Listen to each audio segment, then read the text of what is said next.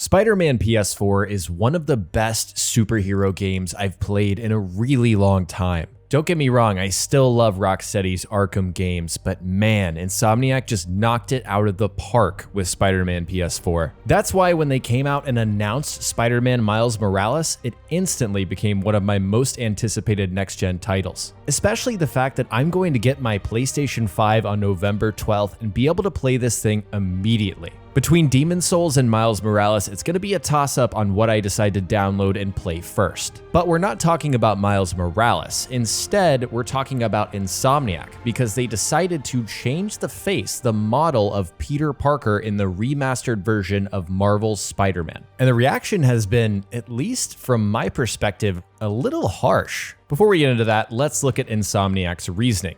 They said in order to bring the best performances to players with our next generation Marvel Spider-Man games, we have recast the face of Peter Parker. We loved working with John Bubniak on the original game. However, to get a better match to Peter Parker's Spider-Man actor Yuri Lowenthal's facial capture, we have recast Ben Jordan to be the new face model for Peter Parker on the PS5 console. And then they posted this unlisted clip of what he looks like in action. And my gut reaction, this is coming from someone who played the game once, including the DLC and all the activities, and just really enjoyed it. I wasn't a super fan, but it was definitely one of my favorite games of that year. I thought, this works. This looks like Peter Parker. In fact, it looks a lot like Tom Holland, which is something we'll get into in a second. But the overwhelming reception by a lot of people, I mean, you can just look at tweets on the official Insomniac account, on Brian Intahar's account, which is the creative director, I believe, behind, Marvel Spider-Man PS4, the original game. People are not happy. They are angrily tweeting that they feel this is not a good change. They were attached to the original character. And if that's your reaction, I get it. If you had an attachment to this character, it's not my place to tell you that you're wrong for feeling that this new one just doesn't quite fit and you prefer the older one. But there are some other explanations that kind of wade into the objective territory, saying things like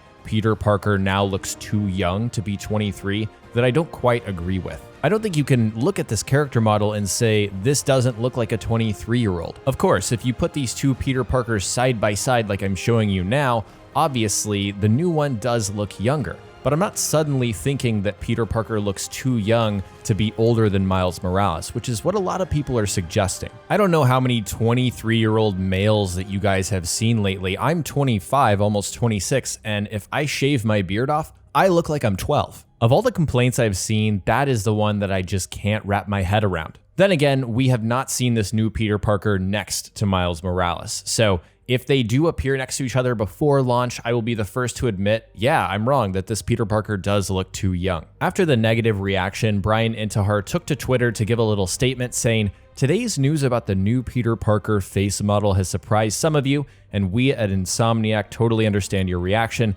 Heck, it even took me a while to get used to Peter's new look. But as we discussed the franchise's future and moving to PS5, it quickly became apparent that delivering even more believable looking characters made finding a better facial match for actor Yuri Lowenthal, who we all love as Peter, a necessity." He goes on to say that Insomniac cares deeply about this character too, and that this decision wasn't made lightly. At the same time, they hope that you'll trust them that this is the best for the future of this franchise. If we take Insomniac's word at face value, they're saying this was a technical decision, not a subjective thing, like they didn't like the way that the previous model looked. If you put voice actor Yuri Lowenthal next to the motion capture actor Ben Jordan, I mean, you guys can see right here, they look very similar. And then if we swap Ben Jordan for the old actor John Bubniak, they don't look nearly as similar. Now, I'm no motion capture expert. I'm no authority on this subject, like I'm sure many of you aren't either. So I don't understand why we're not taking Insomniac's word at face value.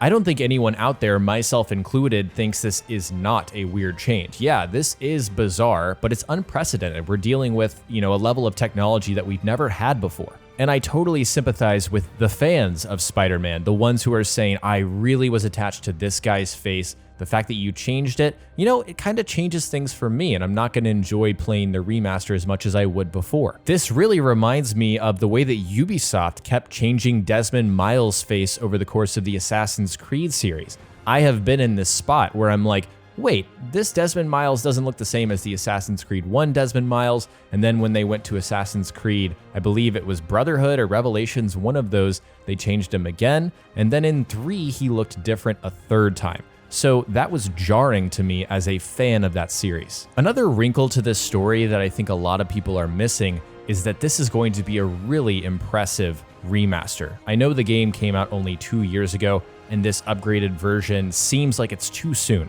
But the list of upgrades is insane. We've got ray-traced reflections and ambient shadows, which give you true reflections on windows of buildings. Higher fidelity skin, eye, and teeth shaders upgrade these models. We have individually rendered strands of hair, and a performance mode which targets 60 FPS, and that's what I've been playing in the background of the video here. I decided to go back to my PlayStation 4 Pro and play Spider-Man PS4, and I have to tell you guys, the difference is real. Compared to this footage right here, this is a legit remaster, and it's not just a game that's being upgraded to next gen. Back to Peter Parker's face. There are some other theories that have been floating around about why Insomniac chose to recast their Peter Parker. The first and most obvious, at least on the surface to me, is that this looks more like Tom Holland. It just does. Compared to the previous actor, Ben Jordan looks more like Tom Holland. Whereas before, we had a distinct Spider-Man within Insomniac's video game universe. There's a lot of different Spider-Man versions within the Spider-Verse, which is awesome,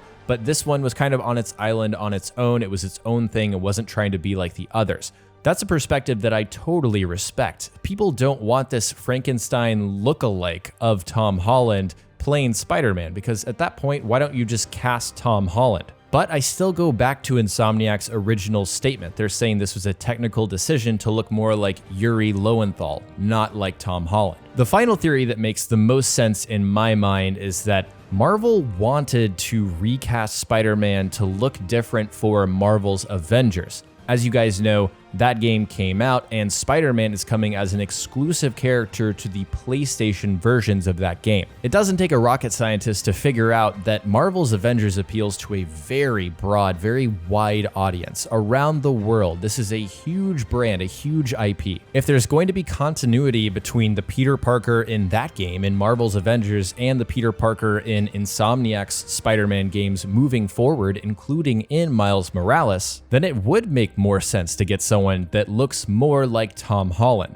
Now, I'll actually counter my point here by saying all of the Avengers in Marvel's Avengers do not look like the actors, like at all. They just don't. In fact, I was disappointed with the way that a lot of these characters look. Just their faces, their models, it seems off. Back to Spider-Man. If the character that is coming to Marvel's Avengers is a carbon copy of what we're getting from this new Peter Parker, then that lends even more credence to me to what Insomniac is telling us, that the facial capture technology, it makes more sense for them to cast an actor that looks like the person who's saying these lines, who's speaking them. In any case, I've really enjoyed seeing Insomniac's Twitter account basically clapping back at people who are just being unnecessarily rude about the change. Like, I understand being passionate about something, but, obviously people on the internet take things way too far. That is nothing new. At the end of the day, for me personally, I think I'm just gonna get used to this being the new Peter Parker, because like I said at the top of this video, this looks like a Peter Parker.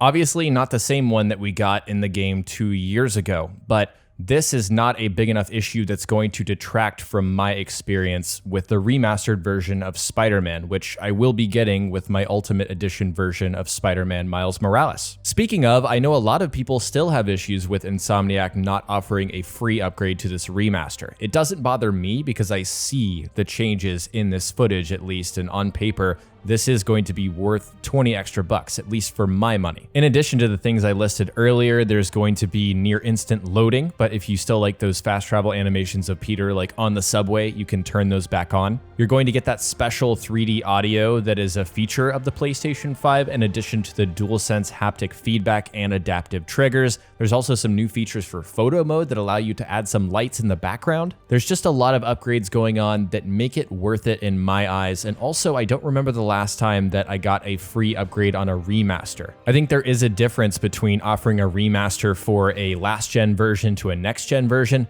This is not the same thing, not to me. In any case, I'm just one guy on the internet with an opinion. I'd love to hear what you guys think. Do you think this Peter Parker face change is a bad thing, a good thing? Let me know why. Leave your thoughts in the comments below. In any case, if you haven't already, make sure you're subscribed to my channel. Click the bell to turn on live notifications every time I upload a new video. I cover RPGs, open world, and action-adventure games, pretty much anything that interests me. Big thanks to my supporters, Bill, Grass, David, Casey, John, Kamal, Spyro, Tom, Jackie, Level 42, and Matthew. If you want to support me further, click the join button below this video. Starting at $2 a month, you can support me as a creator and unlock cool badges and emojis to use in chat. Check the link in the description below for more information. Thank you so much for watching, and I'll talk to you next time.